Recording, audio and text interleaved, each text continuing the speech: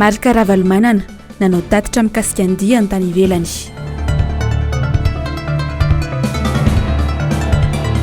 Misy ambadika politika ny fikasan'ny fitondrana ikitika ny lalana amin'ny fempanohitra hoy ny antoko-timy.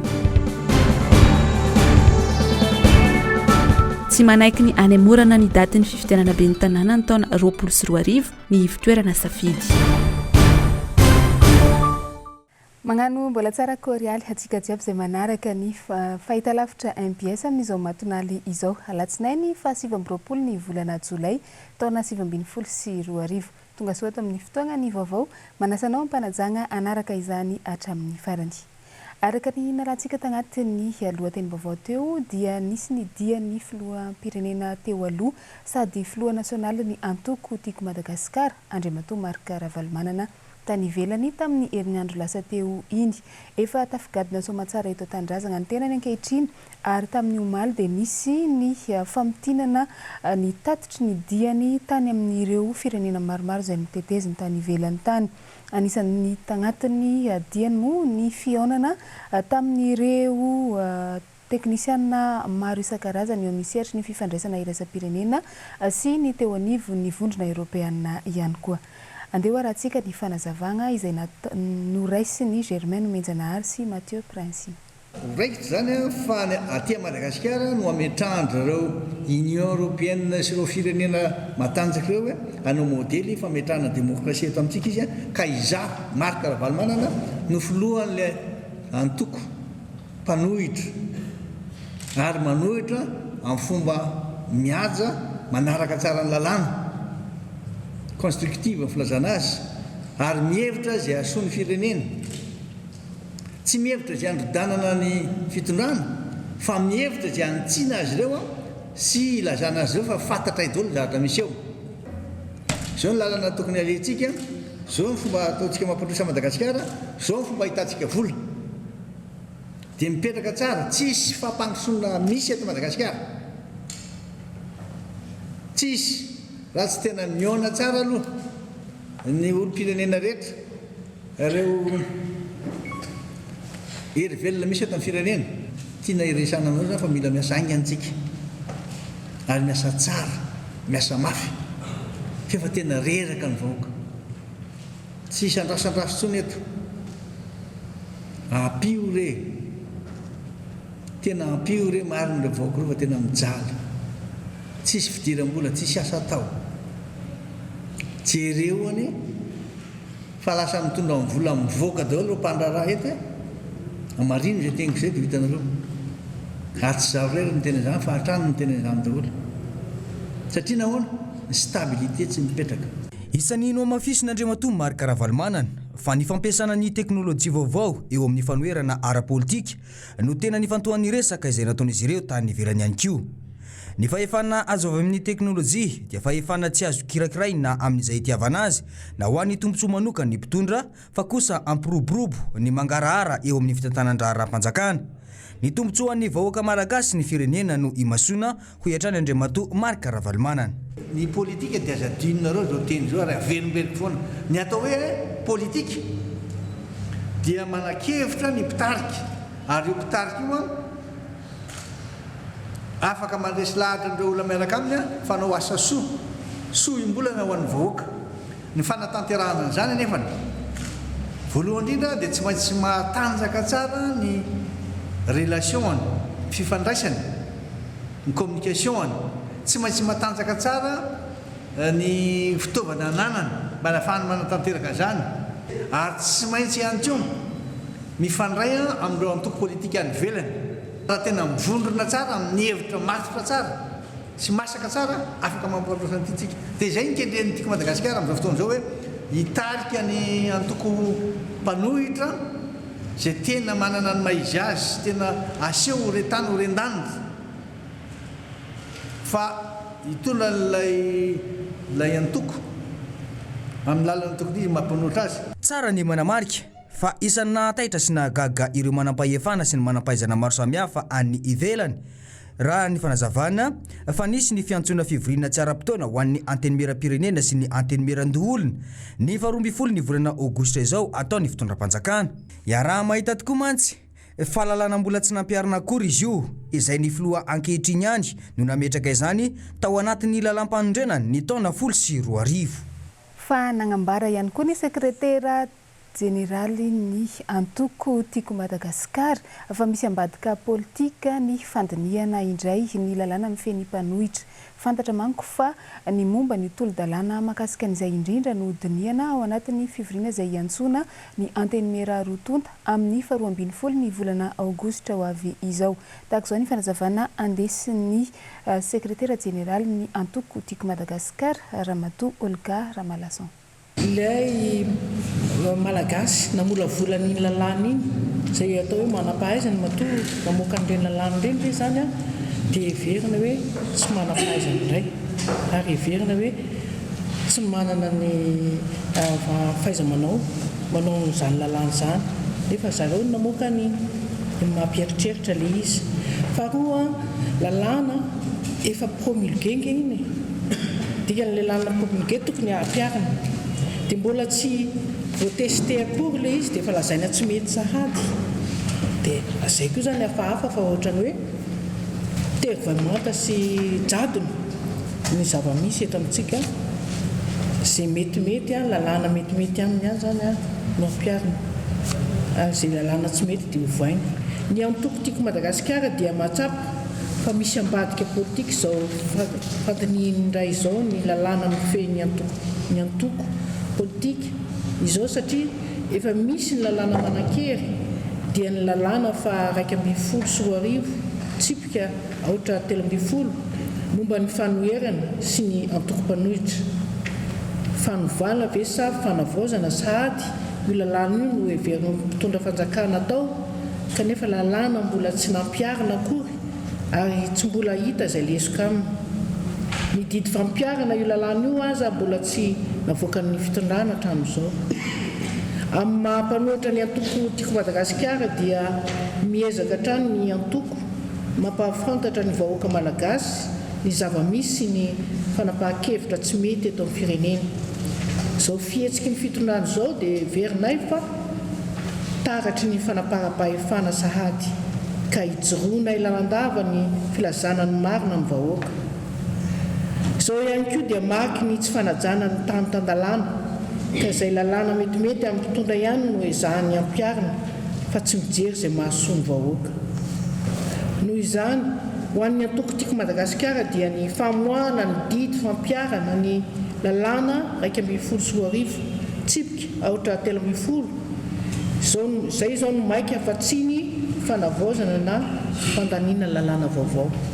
Fananamafy ihany koa ny solombavam-bahoaka voafidy tamin'ny anaran'ny antoko tiako Madagasikara Ramatoa Maître Yanitra Razafy Manantsoa fa mazava ny voalaza ny lalam-panorenana manodidina ny lalàna mifehy ny mpanohitra eto Madagasikara.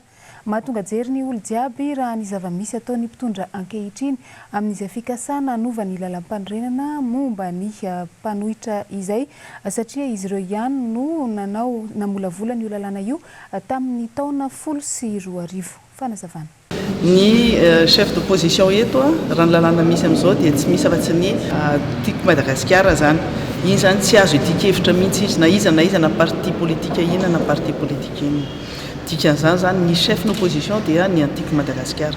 Ny zavatra izay atao ankoatra izay tsy mampiova ary tsy mampiala an'izay maha chef d'opposition anazy sy ny chef ny parti de l'opposition izy tsisy afaka manala an'izay mihitsy mazava ilay izy. Ny solidarité mipetraka foana ary ny antoko tiako Madagasikara manaja an'izay discipline izay misy dia izay hitanareo foana zany hoe inona ny zavatra ataon'ny mpikambana ao anatin'ny tiako Madagasikara. Fa ny any amin'ny Assemblée nationale affaire interne raha ohatra ka zavatra resany hoe au niveau ny Assemblée nationale zavatra fa raha zavatra national sy international zany tsy afaka miala amin'ny team sy ny chef de parti amin'ny team. Eo amin'izay resaka politika izay hatrany dia nanambara ny avy amin'ny safidy fa tokony anaraka ny lalàna mifehy ny fifidianana ny fitondrana ankehitriny. Tsy tokony ekena ny fanemorana ny fifidianana ben'ny tanàna ho amin'ny taona 2020 araka nambaran'izy ireo hatrany nandritra ny valandresaka nataony tamin'ny mpanao gazety Niany. Ho arahantsika avy hatrany eo amin'ny rindran-tsary ny Mathieu Prancy. tsy tokony hemitra ho amin'ny taona 2024 ny fanatanterahana ny fifidianana ben'ny tanàna eto Madagasikara hoy ny nambarany safidy sehatra iray mpanaramaso ny fizotra ny fifidianana. Misy ny lalàna mifeny fifidianana izay efa nampiarina teto amin'ny firenena na dia efa nambara aza fa misy ny lesoka tokony hanarenana izany. Tsara ny mampatsiahy fa efa namoaka volavolana tety andro anatanterahana ny fifidianana ben'ny tanàna amin'ny taona 2020 sy 2024 ity ny avy amin'ny seni saingy tsy mbola nisy valiny avy amin'ny gouvernemanta izany hatramin'izao. Manaraka izany ny safidy sao isindray tsy fanarahan-dalàna. Tsara ny anarahana ny daty voalazan'ny lalàna amin'ilay hoe fifandimbiasa pahefana araka ny efa fantatritsika dia hoe ny volana septambra ho avy io no tapitra ny mandahan'ireo ben'ny tanàna ny toin'izay dia ny fanatanterahana ny fifidianana ben'ny tanàna amin'ity taona ity. Iarahantsika mahafantatra fa nisy ny volavolana daty nataon'ny senia anaovana ny fifidianana ben'ny tanàna. Ny vaovao hita amin'ny aina aman-jery nefa ny amin'izao fotoana izao dia ohatran'ny hoe mirona mizotra mankany amin'ny fanemorana ny fifidianana any amin'ny taona 2024. Dia eo zany no isarianay ny sain'ireo fanjakana indrindrandrindra zany ao amin'ny gouvernemanta izay mpanapaka ny daty mba hanaja ny lalàna mahakasika an'ilay fifandimbiasa pahefana araky ny ara-dalàna amin'ny mifeny fifidianana ny ben'ny tanàna zany dia olom-boafidy dia moa zany tokony hisy ny fikarakarana ny fifidianana ireo ben'ny tanàna amin'ity taona 2020 sy 2024 ity. Araka ny fantatsika moa hatrany amin'ny 29 ny volana novambra any dia mbola tafiditra ao anatin'ny fotoana hoe maina afaka hanatanterahana fifidianana hatrany. Ny ainantsika ihany koa nefa tamin'ny taona lasa ny fanaovana fifidianana atao anatin'ilay ataontsika hoe vanim-potoana vorana nefa afaka hanatanterahana soamantsara ihany zany. Ny feny zany izay atao amin'ny safidy dia mampirisika ny gouvernemanta andrainy andraikitra amin'ny fanapahana ny daty karakarana ny fifidianana ben'ny tanàna. Ny arahantsika nafantatra fa tamin'ny fifidianana député volana mars raha tsy diso ny daty voalohany navoaka ny seni dia volana mely izy voatanteraka. Izany hoe raha nanolotra ny 28 oktobra zany ny seni mbola afaka manao daty amin'izay ny gouvernemanta. Naneho hevitra mikasika ny mety ho fanemorana ny fifidianana ben'ny tanàna ho amin'ny taona 2024 ny safidy. Tsara ny anarahana ny daty voalaza ny lalàna mba hisiny ny fifandimbiasa pahefana araka ny tokony ho izy hoy ny nambaran'izy ireo ny folakandro ny alatsinainy 20 jolay raha namory mpanao gazety. Anjarinantsika teo ny lafiny politika fa hikoragna vaovao hafa indray tsika. Any Sambava dia voarara manomboka izao ny fivarotana solika amin'ny toerana hafa ankoatra ny any amin'ny mpanjara irery ihany na ireny tombontsoloka ireny izany. Izany moa no natao dia no ny zavanisy tamin'ny herinandro lasa iny izay niakatra hatrany amin'ny avo 2 eny amin'ny vidiny solika mahazatra ny vidiny izany tany antoerana. Edena Elia tahiriny ana ranariny. Tsy azo ekena intsony fivarotana solika ankoatra ny eny amin'ny toby mpaninjara izany. Nidina ifotony tany Sambava ny sampanjara-paritry ny angovo ny farany herinandro lasa teo ka nanamafy fa tsy azo atao intsony ny fivarotana solika anelakelan-trano. Lasa taon'ny olona fitadiavam-bola io varotra io ary efa misy tambazotra matanjaka mihitsy any an-toerana mamatsy izany. Mahazo tombo mandinina ny 5,000 ariary isaky ny zerikanina 20 litatra ireo mpanao vary maizina. Ankoatra ny 2,700 vidiny lasantsy iray litatra eny amin'ny toby dia mbola mandoa vola 2,000 hatramin'ny 3,000 ariary eny amin'ireo pompista ireo mpanao vary maizina ireo. Misy ny fanaraha-masy manokana ka tsy azo atao intsony ihany koa ny mividy solika amin'ny zerikanina.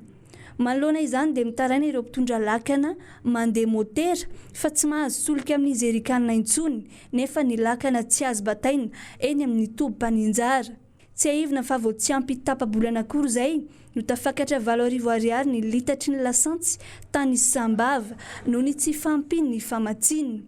Antony mahatonga io fiakarana io ny fisian'ireo mpanao vary maizina ireo izay maka maro amin'ny zerikanina eny amin'ny toby ka tsy maharaka ny filan'ny mpampiasa solika intsony ny eny amin'ny toby mpaninjara. Nanoloana io moa dia niakatra tao anatin'ny ora vitsy ny vidin'entana tany an-toerana ny saran-dalana amin'ny taksi izay tafakatra avo 2 eny. Tsara ny mampafantatra fa tsy ny any amin'ny faritry Sambava irery no misy tranga toy izao fa manerana ny nosy. ireo toerana ambanivohitra izay saro-dalana no tena ahitana ity fivarotana solika tsy ara-dalàna ity, saingy noho ny tsy fisian'ny fandraisana andraikitra sy ny fitsinjovana ny vahoaka madinika ary indrindra ny aratsy ny lalana no antony mahatonga ny fanararaotana toy izany. Eo amin'ny setry ny Jona sy ny Arena Andranomasina dia anomboka amin'ny 10 ny volana Aogositra ho avy izao ka hatramin'ny 30 ny volana Aogositra amin'ny taona 2020 sy 2020 ity dia hikatona ny fitrandrahana drakaka any anaty Alaonko na ny Mangrove izany. Efa nisy moa izy ity tany amin'ny taona teo aloha tany saingy nanomboka tamin'ny taona 2020 dia niato izany ka nanomboka teo dia nahitana fiainana ihany koa na ny kalitao na ny amarony izany vokatra drakaka anaty Alaonko izany. Edena Elias Tahiriniana Ranarnirina no nagnano ny fanadihadiana. Hikatona isan-taona manomboka ny 10 Aogositra hatramin'ny 30 Oktobra ny fitrandrahana drakaka anaty Alaonko araka ny didim-pitondrana nivoaka. Isan'ny nampiena ity vokatra ity ny fanararaotana fitrandrahana ireo Alaonko tao anatin'ny taona maro izao. Ny Alaonko izay mamelona sy mampitombo ary manatsara ny kalitaon'ny drakaka.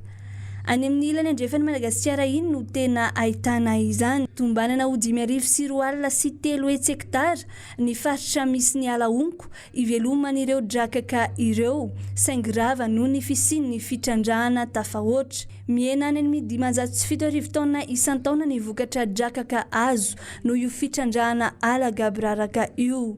Ny taona 2020 dia efa nisy ny atrikasa namoana fandaharana asa ho an'ny teknikian'ny Jona Kapendy izay manamora sy mampiena ny masokarena. Nametraka laminasa ho fanajariana ny Jona drakaka ihany koa ny fitondram-panjakana tamin'ny taona 2020 io momba ny refin'ny drakaka farafahakeliny sy ny fiarovana ireo mbola manatody. Tsy nisy nanohy anefa io teknika io taorian'ny taona 2020 ka vao maika nampitotongana ny kalitaony ity hazandrano ity ary indrindra nampitatra ny fitrandrahana Alaonko tsy ara-dalàna ka nampiena ny vokatra drakaka.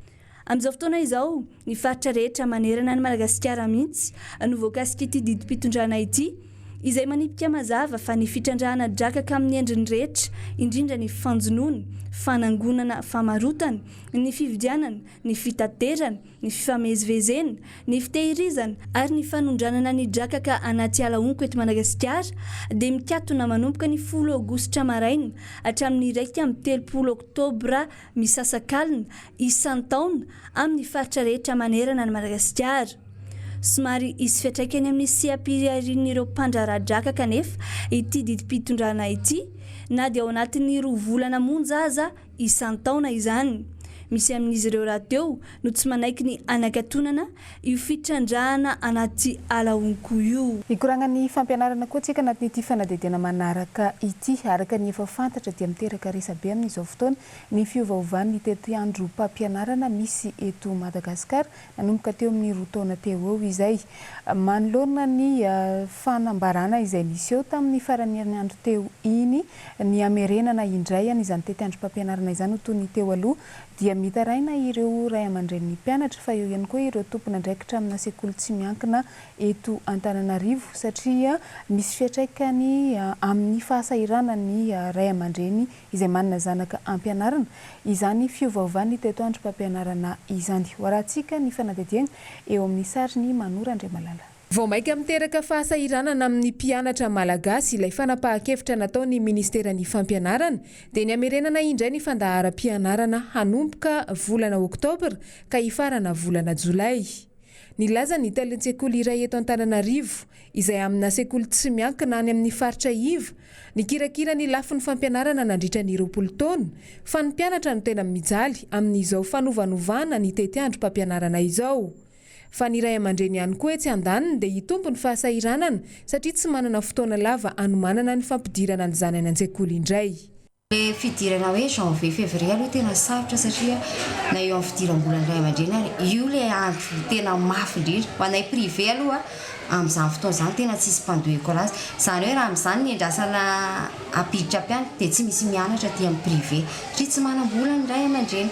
Amin'io koa le fotoana fa le orambe amin'iny efa misy pause kely eo amin'le décembre eo dia amin'iny mba afaka makaina ilay ankizy fa raha amin'le février orambe dia sarotra be mihitsy ilay idirana janvier février mazava ho azy aloha hoe milamina fizotry ny taom-pianarana fa amin'le folo sy roa arivo sy ny folo sy roa arivo na izany aza hita ihany hoe somary lava dia lava ilay taom-pianarana dia efa vita moa zany programme mazava ho azy fa miatrika ny révision mpianatra rehetra satria amin'ny sivy ambin'ny folo volana aogositra zay vao manao fanadinana fahamaranana. Raha ny zava-misy ankehitriny efa tsy marisika hamonjy ny sekoly intsony ireo mpianatra amin'izao fotoana izao satria lava loatra ny fotoanany anarana ary efa tena manitsy ny andro. Raha 30 isaka ny efitrano ohatra no isan'ny mpianatra tao amin'ity sekoly tsy miankina iray ity tany am-pidirana. Taorian'ny volana jiona dia latsaky ny 10 sisa no mpianatra tonga. Etsy andaniny ny iray aman-dreny efa tena lahoana vao mahaloa ny saram-pianarana ka misy fiantraikany amin'ny fampandehanana ny sekoly ihany koa izany. Kasika ny saram-pianarana aloha dia tsy maintsy hoe aloha ihany ny saram-pianarana fa hita ihany koa hoe somary marisarisa ny ray aman-dreny ny fandoavana saram-pianarana satria araka ilay lazaina teo hoe lava dia lava lasa mihoatra ny 10 volana ilay taom-pianarana dia na ny ray aman-dreny ary kivy ao anaty fandoavana ekolazy dia tena marisarisa mihitsy ny fandoavana ekolazy amin'izao fotoana izao. Misy fiantraikany amin'ny fampandehanana sekoly tokoa satria ny antony dia ny saram-pianarana no andoavana ny karama ny mpampianatra ny anamboarana ny fitaovana sekoly hivitanana lakre izany hoe voatery mamoaka paosy izahay tompona sekoly rehefa amin'ny fotoana tsy andoavana ray aman-dreny ny saram-pianarana. Raha misy fanovana tindrotra ireo tokony atao dia tokony hoe amin'ny taom-pianarana 20 sy 2 arivo araka amin'ny 20 sy 2 arivo ilay izy vao miatra satria tampoka be na ho an'ny sekoly na ho an'ny ray aman-dreny raha tonga dia avy hatrany dia 9 ambin'ny 10 sy 2 arivo 20 sy 2 arivo ilay izy dia efa miatra fa tokony hoe mba amin'ny taom-pianarana manaraka vao ampiarina ilay lalàna vaovao.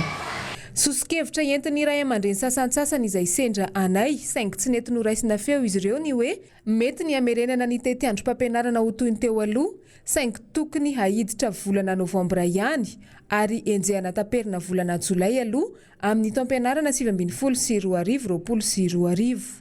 Ny aoriana izay vao averina miditra volana oktobra ny ankizy. Ny anomanana ny fidirana manaraka manko ny tena enjana ho iatran'izy ireo raha toa ka voatapitra ny taom-pianarana dia efa hiditra sahady indray ny manaraka.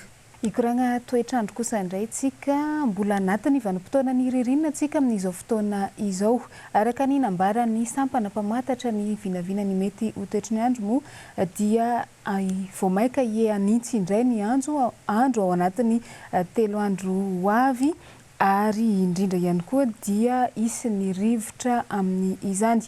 Ny maripana ho aneto anivon-tany dia eo amin'ny 8 ka hatramin'ny 10 degré Celsius eo no ambany indrindra ho amin'ny izay. Mitatitra n'izay vinavina ny mety ho toetry ny andro izay indrindra noro fitiavana eo amin'ny rindra tsara ny Mathieu Prancy.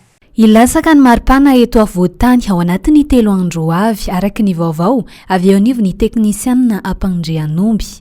Mandidina ny 9 hatramin'ny 10 degré Celsius ny maripana farany ambany raha ny eto avoantany manokana. Ao anatin'izany azo vanany atsika fa indrindra ny rivotra izay avy any amorontsiraka avaratra sy atsimo andrefan'ny nosy. Antony mahatonga ny fidinany maripana. Mandidina ny 7 hatramin'ny 20 degré Celsius kosa ny maripana farany ambony indrindra. Isorana any amin'ny ilana avaratra iny satria mafana ny andro any an-toerana. 20 hatramin'ny 23 degré Celsius ny maripana. Izy kosa ny herika ao any faritra Analamanga, Alaotra Mangoro, Matsiatra Ambony, Vakinankaratra. Tsara ny mampafantatra fa any amin'ny Alarobia amin'ny 30 Jolay any vao alefaka izay atsika izay. Raha iny koa sara ny maripana vao vinavina eto amintsika mifanohitra amin'izany tanteraka ny any Europa. Mafana ny andro ary efa mahatratra 20 degré Celsius ny maripana any Allemagne, Frantsa, Belzika. Marina fa tsy nahitana io trango intsony taorian'ny taona 3 sy 2 arivo. Nahitana hafanana 20 degré Celsius. Ankehitriny misitraka orambe ao Frantsa ary efa maro amin'ireo departemanta ao an-toerana amin'izao no naharay filazana fanerana amin'ny mety hiakaran-drano. Izany moa no mitranga vokatry ny fiantraikany fiovavan'ny toetry ny andro maneran-tany.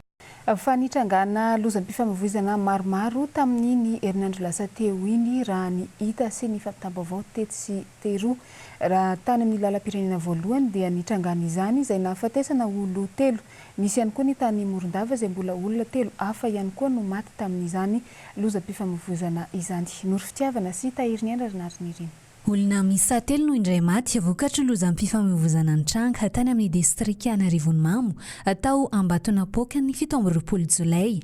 Araka ny loharanom-baovao avy amin'ny zandary, fiara tsy mataho-dalana iray marika Hyundai Sorento nitondra olona miisa 5 no namodozy tamin'ireo 5 ireo vehivavy ny 2 raha toa ka lehilahy ny 3. Marina fa vehivavy no nitondra ny fiara teto.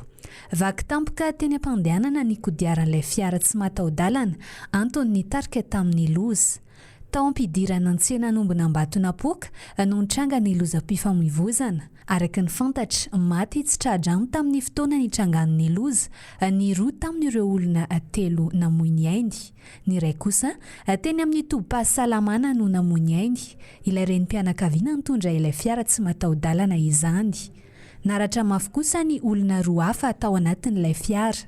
Tsara ny manamarika fa saika hiazo any soavina andrina ny tasy ireo niaram-boina izao tradoza izao. Tsy tany amin'ny distrika Anarivonimamo ihany no nitrangana lozam-pifamoivoizana Matsiravina ny farany herinandro teo, fa tany amin'ny distrika ny Morondava tao Beranomaso.